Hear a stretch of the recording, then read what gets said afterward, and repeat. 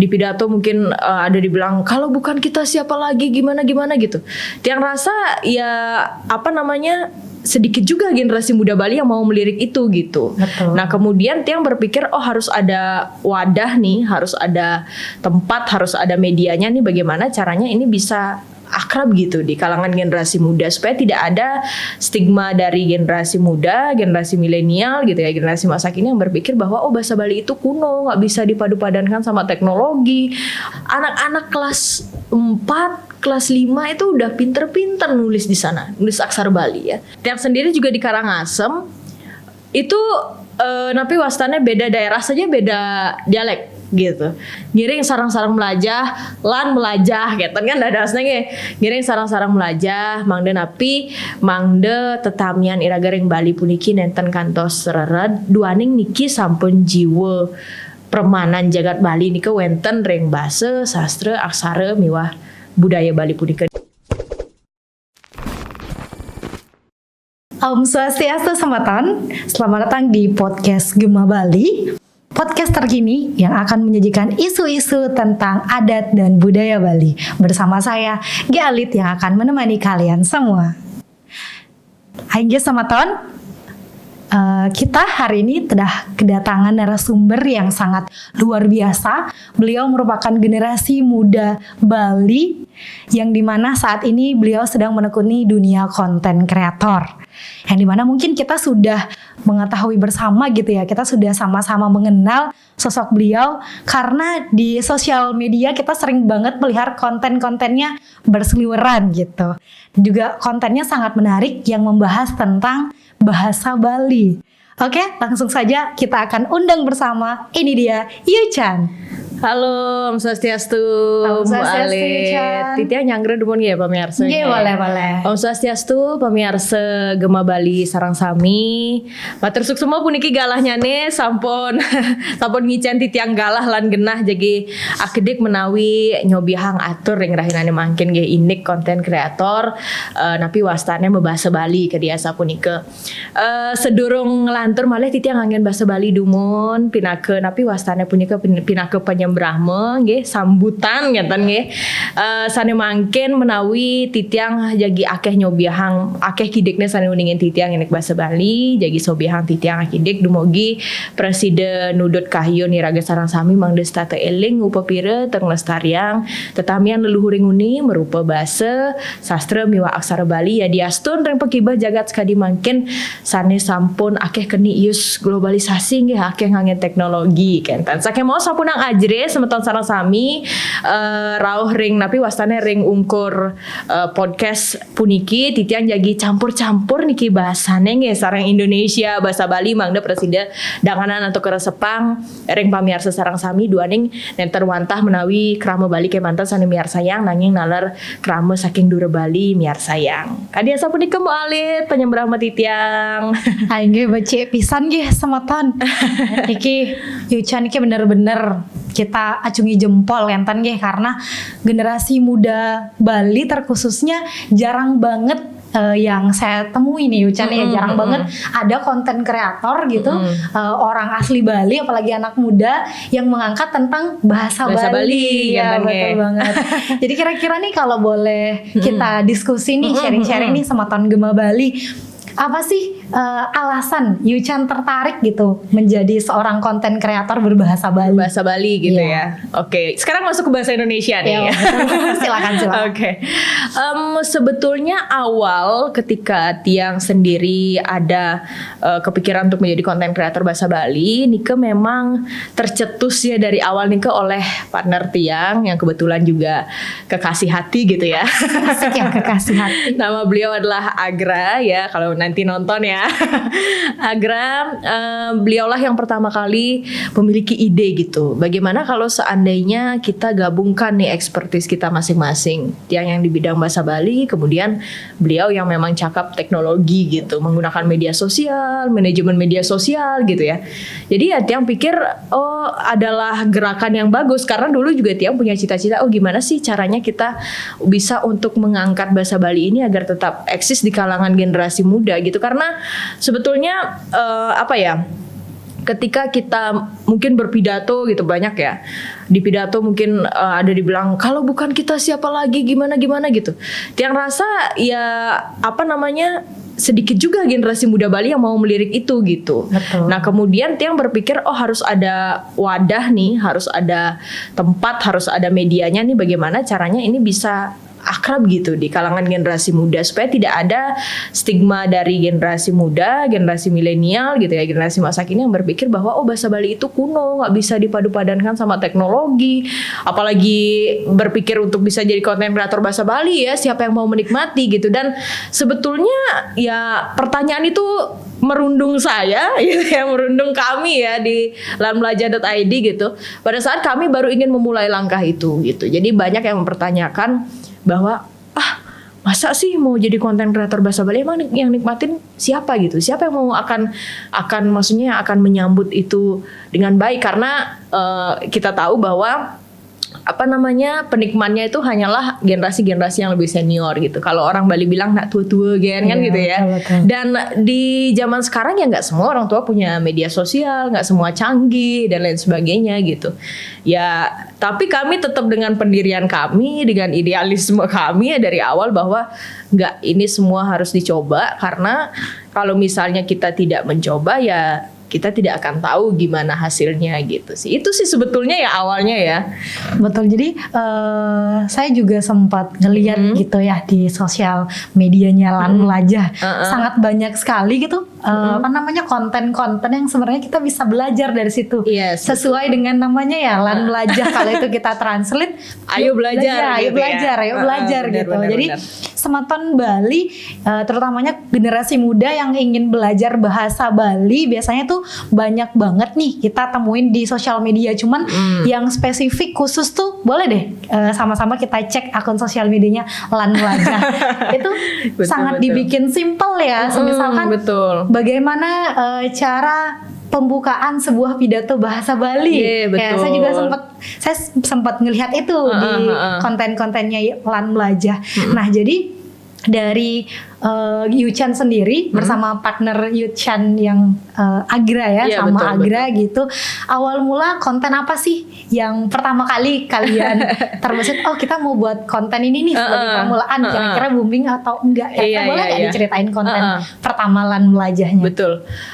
Sebetulnya kami sebelum sampai di titik ini, kami melakukan banyak survei terlebih dahulu terkait bahasa Bali itu sendiri. Kami banyak datang dengan teman-teman sekawanan kami gitu ya, yang seangkatan gitu, kami tanya-tanya mulai dari pemilihan media sosial itu sih. Jadi kami tanya, apakah kamu lebih sering pakai Instagram atau YouTube atau gimana gitu. Dan lebih banyak bilang, aku lebih sering suka reels Instagram nih, karena cepet kan durasinya, jadi nggak membosankan gitu. Dan untungnya juga sekarang Instagram bisa langsung terkoneksi sama Facebook ya. Jadi bisa langsung dikonek sana. Nah akhirnya kami memutuskan kita mulai dari Instagram dulu. Kemudian kami buat TikTok dulu. Waktu itu Tiang ingat banget konten pertama Nike adalah tutorial pidato bahasa Bali. Nah itu kenapa? Karena memang Tiang sendiri jujur dulu beranjak dari pidato bahasa Bali. Jadi dari SMP Tiang memulai Nike bersama guru SMP Tiang, Bu Agong Riani dan juga Bu Agong Ocha. Dan hari ini Tiang sangat berterima kasih dengan beliau. Kalau tidak ada beliau berdua, Bu Gong dan Bu Gong Nike, sudah pasti Tiang tidak ada di posisi sekarang gitu ya. Jadi sudah rasanya cuma terima kasih kayaknya nggak cukup ya gitu. Beliau memang perpanjangan tangan Tuhan sekali yang Tiang rasakan di hidup Tiang gitu. Terus kemudian setelah Nike, Tiang membuat konten untuk berpidato bahasa Bali Nike. Tiang rasa itu yang paling relate di kalangan generasi muda, karena kan sekarang banyak, bahkan sudah ada materi di sekolah ya, pidato dan mocana, banyak ada lomba-lombanya gitu. Jadi Tiang pikir kayaknya generasi muda lebih butuh ini gitu.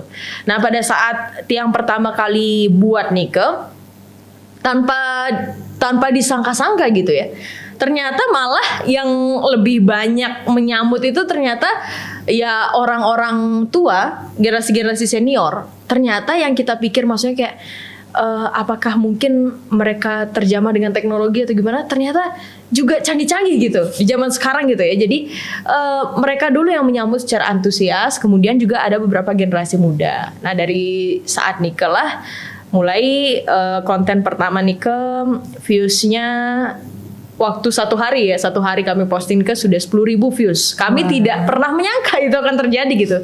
Karena Tiang juga pertama kali nyoba, ya udahlah coba-coba aja lah gitu kan.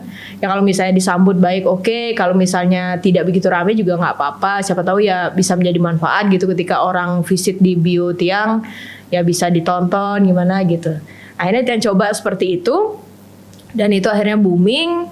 Kemudian banyaklah yang request dari komen-komen nih ke Ge harus dilanjutkan nih, harus ini. Kemudian ada yang nyuruh buat Ge tolong dong buatkan Sambramo Channel gitu. Nah, tolong buatkan Darmo Channel dan lain sebagainya. Tolong buatkan Satwa gitu. Nah, setelah nikah yang akhirnya berpikir berdua bahwa di zaman sekarang nih teknologi se-work ini loh, semembantu ini loh tentang kalau misalnya kita ingin melestarikan termasuk juga budaya, bahasa gitu, semembantu ini. Gimana kalau misalnya kita kolaborasikan dengan AI gitu. Tiang berpikir seperti itu. Nah kemudian bersama Agra, Tiang membuat konten selanjutnya adalah Mesatu Bahasa Bali. Cuman kami padu padankan dengan AI. Gitu. Jadi nggak melompong soal ngomong gini aja ya, ada ketuturan satu bla bla dan lain sebagainya, nggak gitu terus gitu. Jadi memang ada dibarengin dengan latarnya. Nah latarnya ini ke yang kita padu padankan dengan AI gitu, dan ternyata itu work juga gitu. Maksudnya kayak ya jadi visualisasi untuk anak-anak kecil gitu ya tentang Satwa Bali itu ada gitu. Akhirnya mulai dari sana kemudian semakin disambut baik. Dan selanjutnya Tiang juga mulai membuat konten yang lain seperti Sambramo Channel, Darmo Channel, dan juga bahasa-bahasa atau pembicaraan-pembicaraan yang sering digunakan di adat oleh masyarakat Bali gitu. Oke, Yuchan pernah terpikirkan nggak kita di Bali sendiri nih, kita kan punya bahasa Bali tuh yang sebagai bahasa ibu kita istilahnya. Cuman tanpa kita sadari di berbagai daerah di Bali itu dialeknya beda-beda. Iya betul. Sangat beda-beda ya. Betul. Contoh deh, Yuchan dari mana asalnya? Karangasem Tiang. Oke, Yuchan dari Karangasem ya. Mungkin dialek Karangasem dengan saya kebetulan dari Jembrane. Oh dari Jembrane. Ya familiarnya Negaroa gitu ya. Negaroa yang Caplaga di Pengkola gitu ya. Betul ya kayak gitu ya.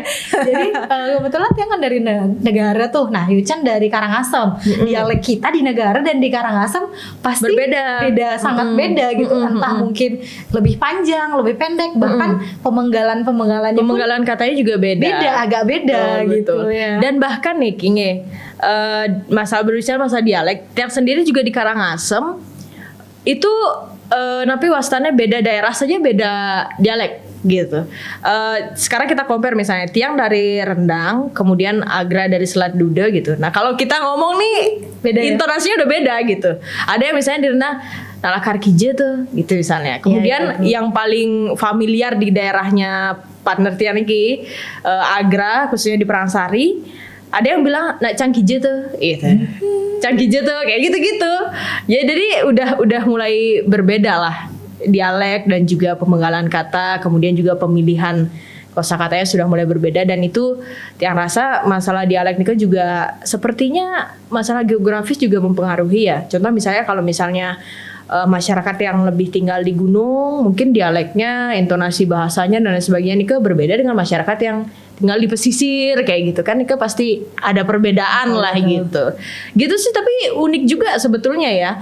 Kalau misalnya Tiang memandang antara daerah Karangasem, Kelungkung, Bangli kan isi OO ya belakangnya. Ya. Meliapo kayak gitu-gitu kan, Melimio kayak gitu kan. Jadi Bangli kayak gitu, terus kemudian Denpasar, Badung juga beda, kayak misalnya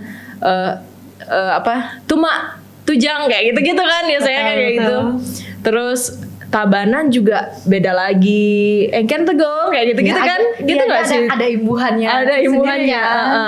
Dan juga tidak terlalu cukup tahu banyak ya dialek daerah masing-masing, tapi yang pasti adalah nih ciri khas dan warna dari setiap daerah yang ada di Bali, dan ya memang itu juga harus kita lestarikan sebagai corak gitu ya.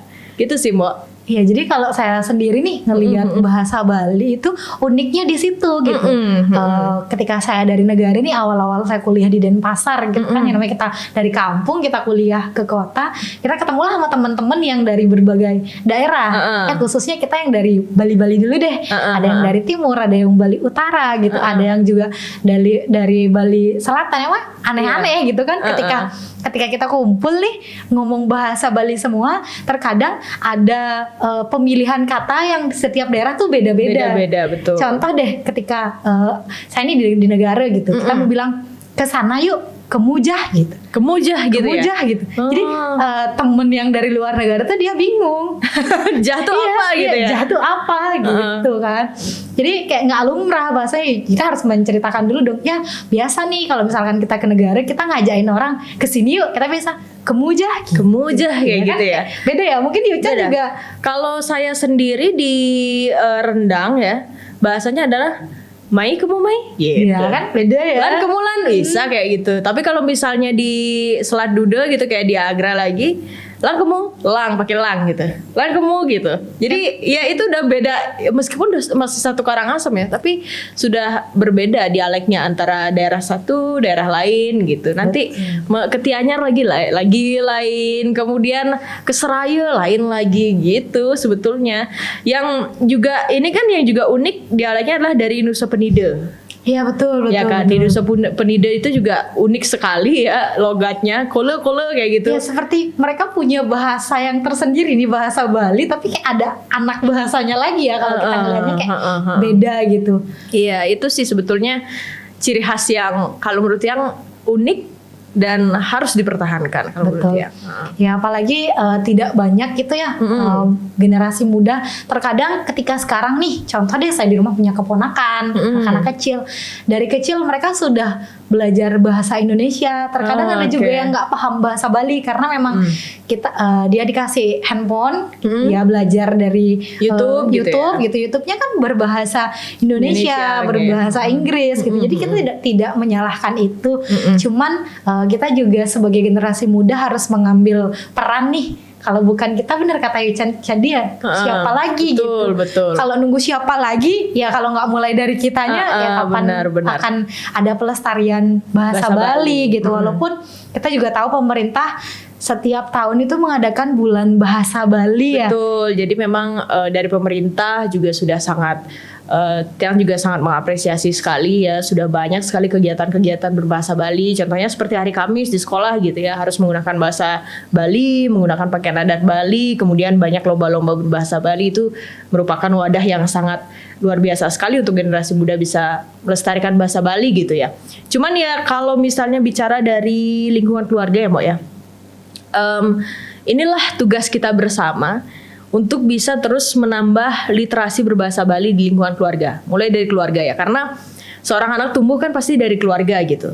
Nah kalau Tiang sendiri kenapa kemudian bisa suka dengan bahasa Bali, kemudian memiliki ketertarikan, selanjutnya juga ya cukup fasih untuk menggunakan bahasa Bali karena memang dimulai dari lingkungan keluarga. Jadi sedikit cerita nge, Ibu Tiang nike Brahmana gitu. Jadi dari kasta Brahmana niki kemudian nyerot lah istilahnya kentannya, nyerot sareng bapak wong sudra kentan. Nah kemudian dalam situasi seperti nike, ketika Tiang misalnya tangkil ke griya, nah nike kan harus patut matur kentannya sareng Ratu Niang, Ratu Kakyang dan lain sebagainya. Nah pada saat itu menjadi waktu terbaik untuk Tiang belajar berbahasa Bali. Gitu. Padahal sebetulnya waktu masih kecil Ibu Tiang pernah ngomong kalau misalnya tidak tahu bahasa halusnya bisa diganti bahasa Indonesia nggak apa-apa gitu. Tapi Tiang tidak mau dong stuck di sana gitu ya kan. Tiang harus belajar bahwa ini kewajiban saya sebagai generasi muda, kemudian sebagai juga sebagai generasi penerus juga.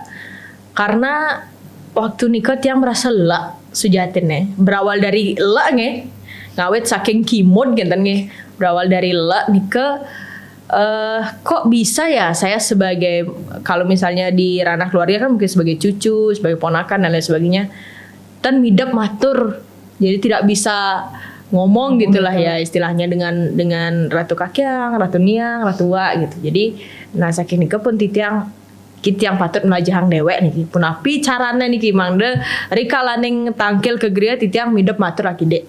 Nah minimal ampun Ratu titiang jagi nunas dumon. Nyereng sarang-sarang iringan titiang Ratu ngajak nang keluargana. Menawi kadi sapunika ya gitu. Jadi sesederhana itulah gitu.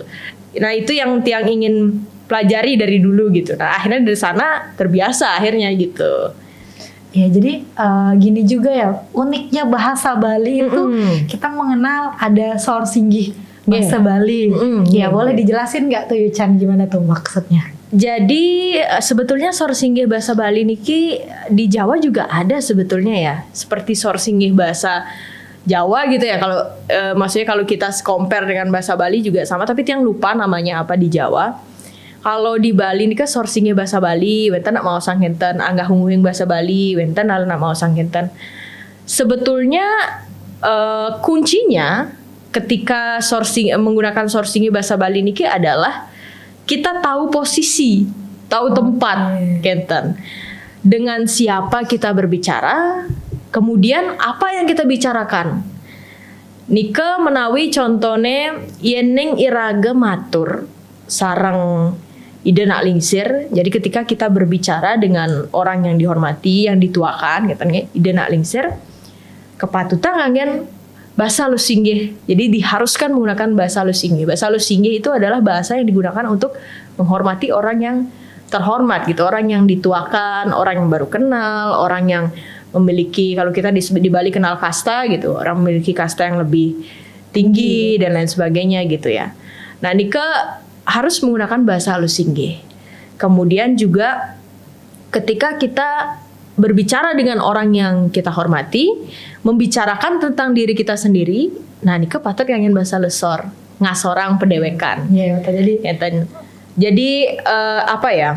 Bukan merendah dalam artian gimana ya, namun lebih ke penghormatan gitu ya. Ya betul, memposisikan diri ya. Iya betul, memposisikan diri. Kalau tiang memaknai nikah sebagai sebuah rasa hormat menghormati. Nah sebetulnya kita di Bali, inilah hebatnya ya leluhur kita zaman dahulu menciptakan sourcingnya bahasa Bali nikah. Justru itu adalah cerminan rasa ulas asih, rasa hormat menghormati kita di kehidupan gitu ya. Itu tercermin dari sana, dari pola bahasa kita. Kalau dia memaknainya seperti nikah. Karena bagaimana? Karena memang berawal dari bahasalah bisa mencerminkan pribadi orang tersebut. Kalau tiang berpikirnya begitu ya Mbok ya. Jadi memang kan kita tidak bisa terlepas dari komunikasi ya. Komunikasi ini sangat penting dalam kehidupan. Jadi kita harus pandai dan cakap berkomunikasi. Agar tidak menyinggung hati orang, maka kita harus belajar menghargai dan menghormati. Dan Nika justru sudah dibiasakan dari bahasa kita. Bahasa ibu kita, bahasa Bali kita gitu. Betul sih, jadi ketika kita melihat bertemu orang baru, terkhususnya kalau kita bertemu nih mereka pakai bahasa Bali, terkadang dari situ kita bisa melihat etikanya biasanya ya. Misalnya kalau kita kalau misalkan sesama, kita ya biasa kita menggunakan bahasa andap ya, namanya ya bahasa pergaulan istilahnya. Kalau sepantaran kita gitu. Andap nih ke endepan dan ya, jadi kan ya tidak masalah bahasanya walaupun tidak halus-halus banget ya. Tapi kan kita tahu memposisikan diri kita sedang berbicara dengan siapa dan konteksnya apa. Nggih, patut kadya sapunika. Menawi contohnya puniki rikalaning iraga matur majang ring ide pedande. Nah, berbicara kepada ide pedande, Ratu sampun puniki ngerayunang. Ya gitu sudah makan ya, gitu ya. Titiang durung nunas puniki Ratu. Nah makan saja dalam bahasa Bali ada berbagai bentuk kosakatanya ya. Iya betul. Ada ngerayunang, ada ngajeng, kemudian ada nunas, ada medar. Ya, medar niki bahasa andapnya. Kemudian ada ngamah bahasa kasarnya.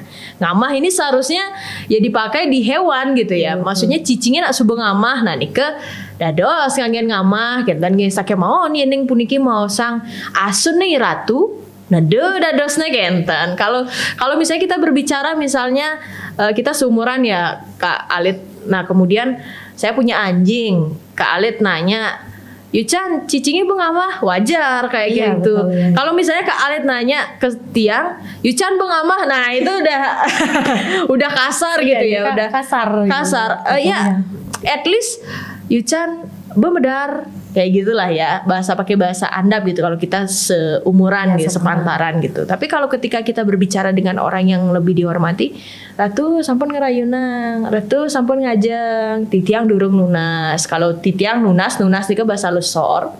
Jadi konteksnya soal makan, tapi berbeda di Iya, beda pemilihan gininya, sorsiginya, betul. seperti ini lah kurang lebih ya. Di Jawa juga ada apa ya namanya toto kromo gitu ya kalau nggak salah. Ampura Niki kalau misalnya yang lebih tahu mungkin bisa komen nanti ya. Betul, Napi betul. kan. Jadi sangat unik sekali semetan bahasa Bali nih Kang. Kita juga sehari-hari gitu biasa di Bali kan kita memang menggunakan bahasa Bali terkadang Iya. mix gitu, nyampur. Contoh deh kalau misalkan kita yang tidak pandai gitu menggunakan sourcing bahasa Bali, kita bertemu dengan seseorang yang kita hormati, terkadang bahasa Bali halus bercampur bahasa Indonesia. Nggih, betul, Pernah nggak Yucan melihat itu atau Betul. kejadian di masyarakat kan sering sekali. Sering pisan. Jangankan kita yang generasi muda, bahkan yang pendahulu-pendahulu kita mungkin yang tidak terlalu mengenal bahasa Bali, sourcing bahasa Bali, kita juga bisa melihat gitu. Jadi terkadang berbicaranya bahasa Bali halus dicampur dengan bahasa Indonesia. Nah kalau penggunaannya seperti itu kira-kira gimana tuh Yucan? Kalau menurut Tiang di situasi zaman seperti ini ya, yang dimana orang-orang ya mungkin kehilangan momentum untuk bisa belajar bahasa Bali dan lain sebagainya, Tiang rasa ya kita hanya bisa memaklumi dong, ya kan? Gak mungkin kita langsung, oh enak sing tadi kok gitu, nah gitu kan. Kalau misalnya kita intervensi seperti itu kan orang jadi lebih takut belajar gitu ya.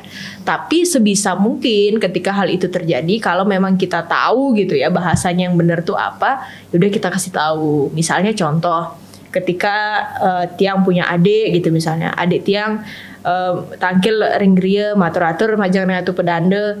Nentan ya uning, nentan ya wagan bahasa Bali, tan campur-campur sarang bahasa Indonesia. Nah susan punike kita harus edukasi, patut uning ayang, napi niki bahasanya niki gitu, agar ya bisa ada pembenahan ya. Nantinya ketika next datang lagi ke Gria, kemudian berbicara di depan umum, public speaking berbahasa Bali, menggunakan bahasa Bali yang baik dan benar, sourcing yang benar, tidak terjadi kesalahan lagi gitu. Karena memang sulit ya kalau misalnya kita terlalu dalam artian terlalu galak gitu ya, sangat sulit. Pasti orang-orang pasti aduh takut nih aku belajar nanti salah lagi aku ngomong, kan rata-rata gitu kan, orang nggak mau belajar bahasa Bali terutama sourcingnya kan dianggap ribet, takut salah nanti dimarah dan lain sebagainya gitu.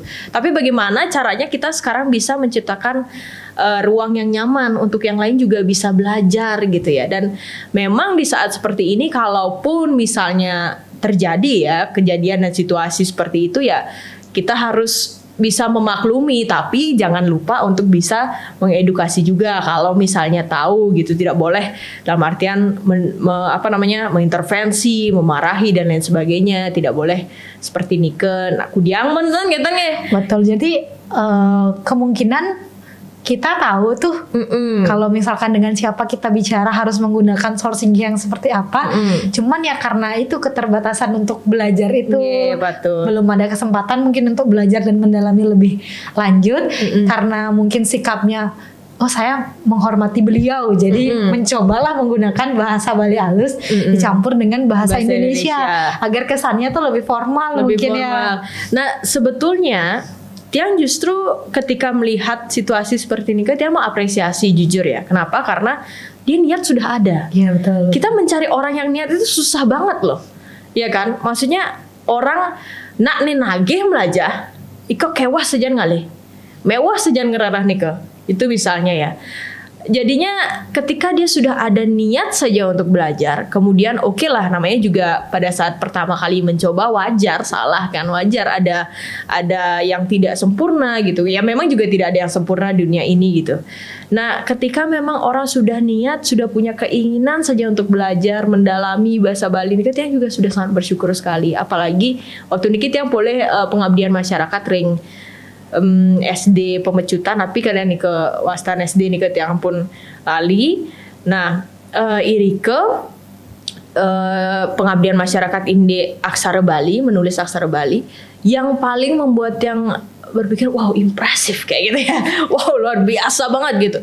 Anak-anak kelas 4, kelas 5 itu udah pinter-pinter nulis di sana, nulis aksara Bali ya. Itu kan membuktikan bahwasanya ada nih bibit-bibit next generation nih yang memang yang nggak melupakan banget. Betul. Apa itu bahasa, sastra dan aksara Bali gitu. Jadi mereka mencoba. Nah, ketika mereka ada niatan untuk mencoba, mereka ada keinginan untuk mencoba, sekarang bagaimana caranya kita untuk bisa menciptakan ruang yang nyaman untuk mereka bisa belajar, merasa aman, kemudian juga merasa bisa berekspresi tetapi tetap dengan pakemnya bahasa sastra dan aksara Bali itu gitu. Iya betul. Jadi sangat luar biasa ya ketika kita ingin belajar bahasa Bali.